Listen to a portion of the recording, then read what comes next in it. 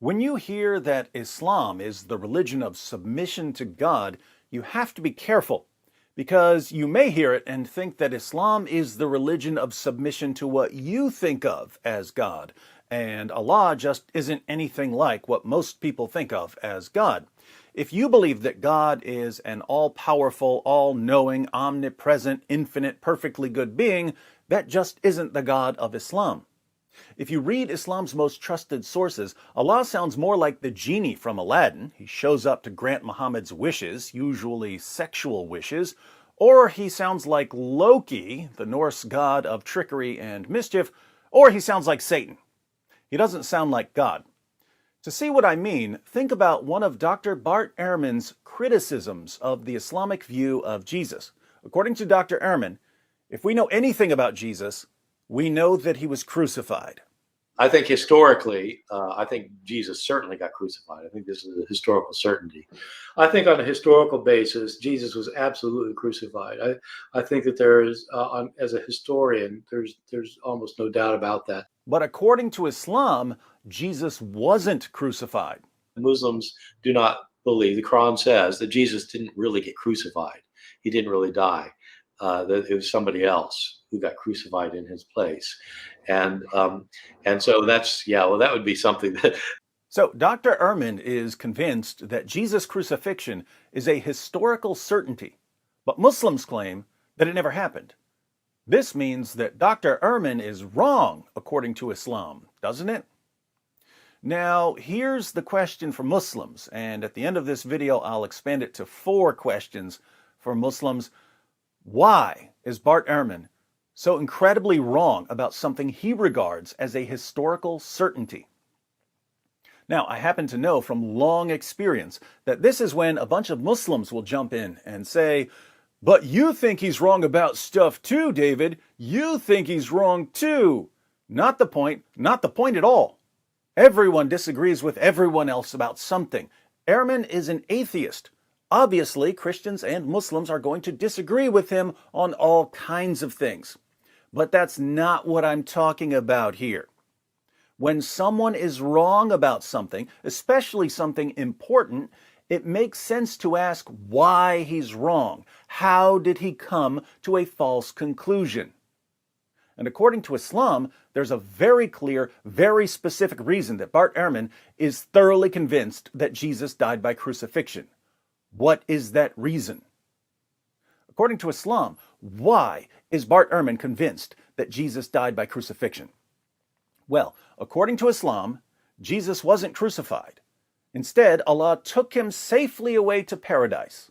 But Allah didn't stop there. No, Allah took a different person and miraculously disguised him to make him look like Jesus.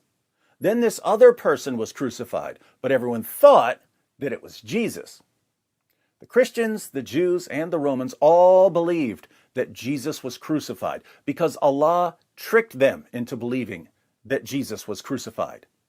So we ended up with lots of early sources reporting the crucifixion of Jesus. I think the crucifixion of Jesus is is probably the best attested, one of the best attested events of his life. It's found all over the place in our early sources. It's even mentioned by non-Christian sources. So, according to Islam, why is Bart Ehrman thoroughly convinced that Jesus died by crucifixion? It's not because he's an atheist or biased or ignorant of the facts. Bart Ehrman believes that Jesus' crucifixion is a historical certainty because Allah deceived him. And Allah didn't just deceive Bart Ehrman, he deceived literally billions of people, along with every respected historical Jesus scholar and New Testament scholar on the planet, because they're all convinced that Jesus died by crucifixion. Allah deceived billions of people, which means that, according to Islam, Allah is the best of all deceivers. Do you see why I said that Allah sounds more like Loki or Satan than what most people think of when they think about God? Let me conclude with a few questions for our Muslim friends, and I'm genuinely interested in any answers you Muslims may have, because I've been in lots of discussions and debates, and no one has ever been able to explain this to me. So please share your responses in the comments.